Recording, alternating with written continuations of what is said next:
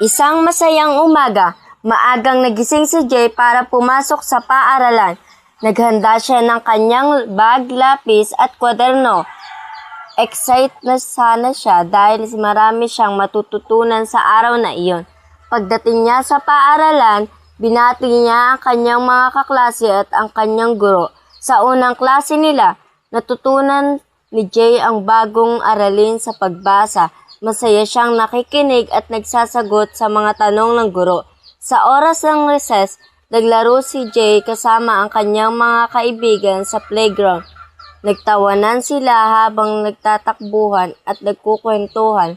Sobrang saya ni Jay dahil marami siyang kaibigan sa paaralan. Pagkatapos ng recess, bumalik sila sa silid-aralan para susunod na aral.